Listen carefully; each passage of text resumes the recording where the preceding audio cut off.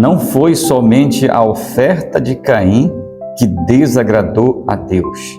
Se nós formos analisar a palavra do Senhor, a Bíblia diz que não foi só a oferta, mas o próprio Caim não agradou a Deus. Porque a Bíblia diz que todos dois, ele e o seu irmão, levaram oferta diante do altar do Senhor. A Bíblia diz que Caim levou do fruto da terra porque era lavrador, era o que ele fazia, era a profissão dele. E a Bíblia diz que o seu irmão, ele leva primogênito das ovelhas e a gordura também, porque era pastor de ovelha. Só que quando eles levaram diante do Senhor a sua oferta, Deus, ele se agradou de Abel e da sua oferta. Se nós formos analisar, Deus não só se agradou da oferta de Abel, mas também da atitude dele, de como ele ofertou a Deus. O que estava em jogo aqui não era somente a oferta, mas como era ofertado, como o seu ofertador ofertou diante de Deus. A atitude, isso também chamou a atenção de Deus.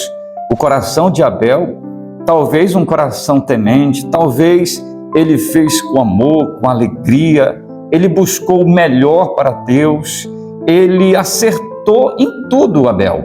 Primeiro que o primogênito, a Bíblia vai dizer que Deus, ele deu o seu primogênito para morrer pelo homem, pelo mundo, né? Então aquilo já estava apontando, podemos dizer assim, simbolizava Cristo que um dia ia morrer pelas nossas vidas na cruz do Calvário. E Deus também sempre pediu o primogênito dos animais para ser sacrificado. Então Abel, nesse ponto, ele acertou. E Caim não acertou nesse ponto. Mas se Caim tivesse só errado na oferta, Deus teria se atentado para ele. Mas a Bíblia diz que Deus não se atentou para Caim e nem para a sua oferta. Então ele erra duas vezes, né? A forma dele ofertar, que não agradou a Deus, talvez ele não se preocupou com isso, talvez ele não pediu uma orientação do seu pai, talvez o seu pai lhe ajudasse, talvez o seu irmão pode ter orientado. Eu só estou dizendo aqui uma coisa que não está escrito, mas se ele buscasse uma orientação do seu pai, talvez o seu pai lhe ajudar. E ele pedisse de Deus uma orientação, mas ele levou o fruto no qual não agradou a Deus. Também a sua atitude não agradou a Deus. Deus lá na frente vai repreender ele, porque a Bíblia diz que quando Deus ele se atentou para Abel e para a oferta de Abel, ele ficou chateado com isso. A Bíblia diz que o seu semblante mudou na hora. E Deus perguntou por que ele estava daquele jeito. Por que o semblante dele tinha caído? Se ele fizesse o bem, não seria aceito?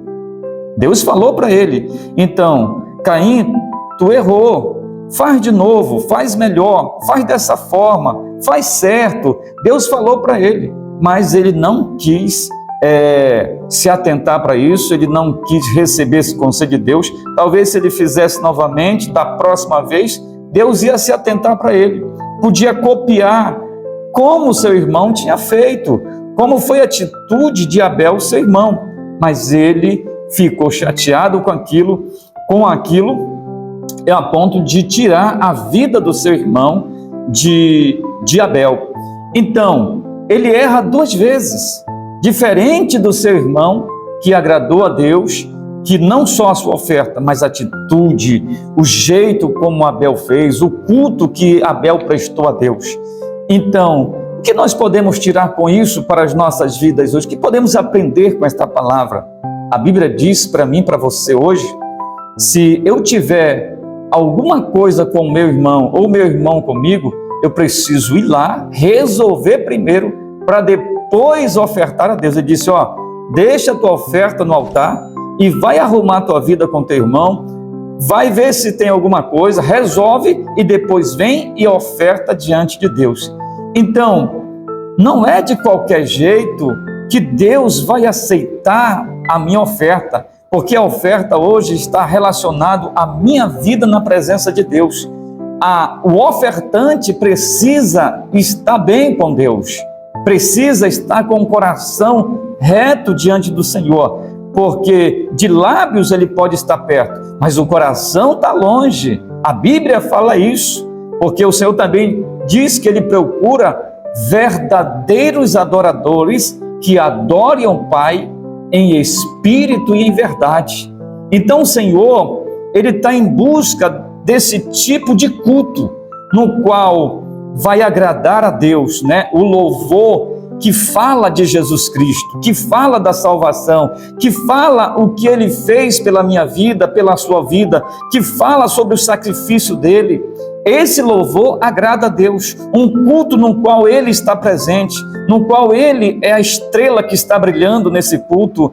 Então, esse culto, esta oferta, esse procedimento vai agradar a Deus. Deus está aceitando. Por exemplo, Abel, ele ofertou a gordura também. A gordura, ela queimada, ela vai longe, esse cheiro, né? A gordura, quando você assa uma carne gordurosa, esse cheiro vai muito longe. Então hoje, o que Deus está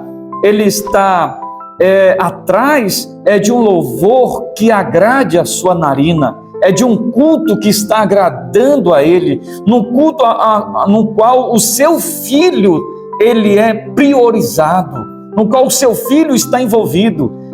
A oferta de Abel estava representando a pessoa de Jesus Cristo que queria morrer na cruz do Calvário. Aquilo estava representando. Se nós formos analisar hoje, o que Abel ele ofertou diante de Deus estava representando Cristo, simbolizando Cristo, que era o primogênito de Deus, que ia morrer na cruz do Calvário pelas nossas vidas. Que extraordinário, que culto maravilhoso que Abel prestou a Deus, e Deus aceitou, e Deus abençoou, apesar de seu irmão ter matado, mas não importa, importa que Abel foi lembrado, que o seu sangue clama no céu, que Deus abençoará, que ele estará salvo na glória. Hoje, o que importa é agradarmos a Deus, ainda que as consequências apareçam, ainda que o inimigo persiga, o que importa é nós agradarmos ao Senhor, é fazermos um culto que agrade a Deus, que chegue diante das narinas de Deus. Esse culto, ele será aceitável diante de Deus.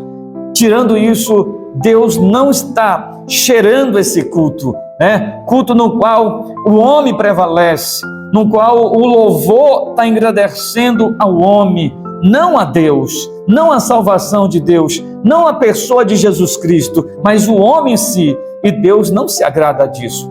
Deus se agrada daquilo que ele está envolvido, que seu filho está envolvido, o sacrifício de Jesus está envolvido.